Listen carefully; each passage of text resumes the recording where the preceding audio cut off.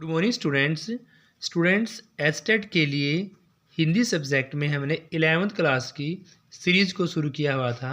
उसी का लेसन 5 दुष्यंत कुमार के द्वारा लिखे गए हैं कविता साए में धूप। साए में धूप लिखी गई दुष्यंत कुमार जी के बारे में, और दुष्यंत कुमार जी के बारे में जान लेते हैं स्टूडेंट्स।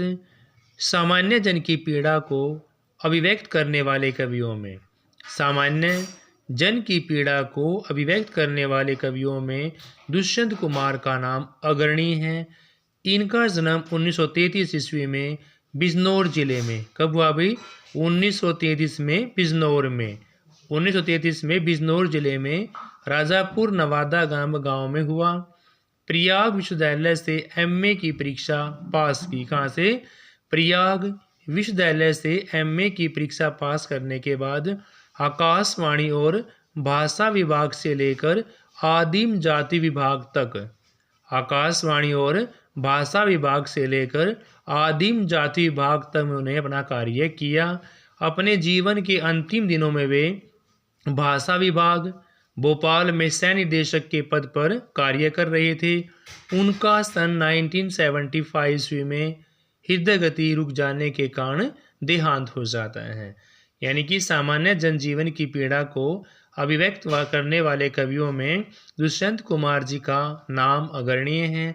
इनका जन्म 1933 ईस्वी में बिजनौर जिले में राजापुर नवादा नामक गांव में हुआ। प्रयाग विश्वविद्यालय में एमए की परीक्षा पास की। आकाशवाणी और भाषा विभाग से लेकर आदिम जाति विभाग तक उन्होंने अपना कार्य किया। अपने जीवन के अंतिम दिनों में वे भाषा विभाग भोपाल में सह निर्देशक के पद पर कार्य किया और उनकी 1975 में हृदय गति रुकने के कारण मौत हुई। स्टूडेंट्स दुष्यंत कुमार के गजल साए में धूप कवि की विशेष मनस्थिति को प्रकट करती हैं। इसमें केंद्रीय भाव यह निहित है, जबकि सामान्य रूप में किसी गजल में केंद्रीय भाव का होना आवश्यक नहीं होता। यानी कवि का कहना है कि यहाँ पर एक केंद्रीय भाव निहित है, लेकिन सामान्य रूप से किसी भी गज़ल में केंद्रीय भाव का होना आवश्यक नहीं होता। राजनीति और समाज में जो कुछ विशेष चल रहा होता है, कवि उसे मिटाकर विशेष विकल्प लाना चाहते हैं। राजनीति और समाज में जो कुछ विशेष चलेगा, कवि उसको मिटाकर विशेष विकल्प लाना चाहता है। कवि मानता है कि देश की स्वतंत्रता के बाद हर घर के लिए एक चिराग निश्चित था, पर अब पूरे नगर के लिए एक भी चिराग उपलब्ध नहीं है। हमें ही सहारा देने वाले दुखों का कारण बन गए हैं। यानी जो हमें सहारा देने वाले थे वे ही हमारा दुखों का कारण बन गए हैं, इसलिए रहना भी कठिन हो गया है। हमारे पास जितने भी अभाव हैं, हम उन्हीं से काम चला लेंगे। यदि ईश्वर नहीं तो हम इंसानों के सपनों से ही अपने लिए सुंदर सपने सजो लेंगे। कवि कहता है कि चाहे हमारी आवाज़ पत्थर को नहीं पिघला सकती, पर इसका प्रभाव इंसान पर तो अवश्य ही पड़ रहा होगा।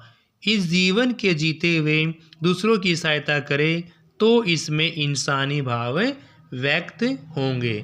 दुष्यंत कुमार जी का कहना है साए में धूप कविता के माध्यम से कि भी चाहे हम आवाज़ पत्थर की को भी ना पिघला सके, पर इसका प्रभाव इंसान पर तो अवश्य ही पड़ेगा। इस जीवन को जीते हुए हम दूसरों की सहायता करें तो इससे इंसानी भाव व्यक्त होते हैं। स्टूडेंट्स फर्स्ट क्वेश्चन है, गज़ल पाठ के रचयिता कौन हैं? तो गज़ल पाठ के रचयिता दुष्यंत कुमार जी हैं। हर एक घर के लिए क्या तय था? तो स्टूडेंट्स हर एक घर के लिए एक चिरागा, हर एक घर के लिए एक चिराग तय था। चिराग किसके लिए उपलब्ध नहीं है स्टूडेंट्स? तो चिराग यहाँ इस कविता में शहर के लिए उपलब्ध नहीं है। मयस्सर शब्द कैसा है? तो मयस्सर उर्दू का शब्द है स्टूडेंट्स। किसके साए में धूप लगी है? तो पेड़ों के साए में धूप लगी है। कवि कितने समय के लिए भाग जाना चाहता है?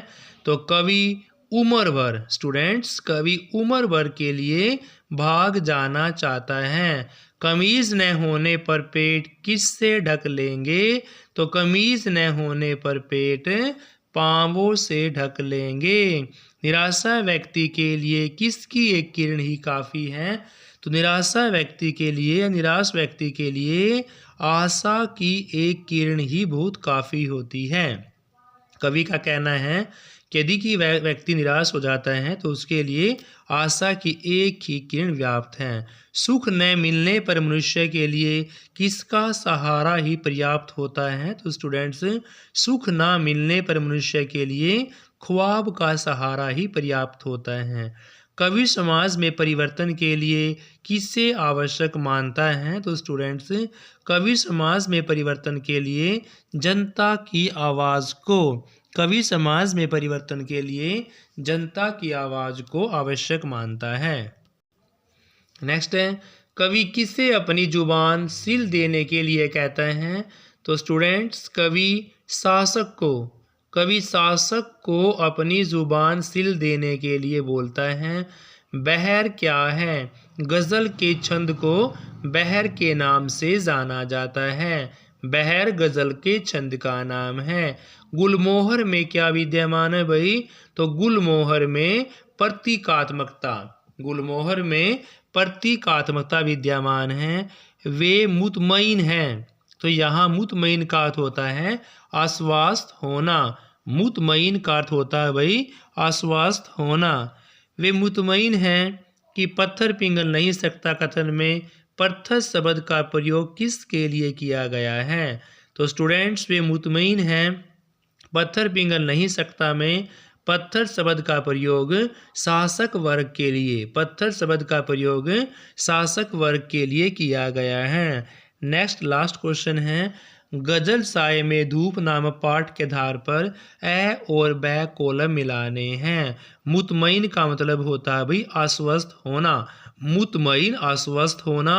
निज़ाम का मतलब होता है शासक, निज़ाम का मतलब शासक होता है स्टूडेंट्स, और मैसर का मतलब होता है उपलब्ध होना। तो स्टूडेंट्स ये चैप्टर हमारा ही ख़त्म होता है। Thank you students, have a nice day, please like share.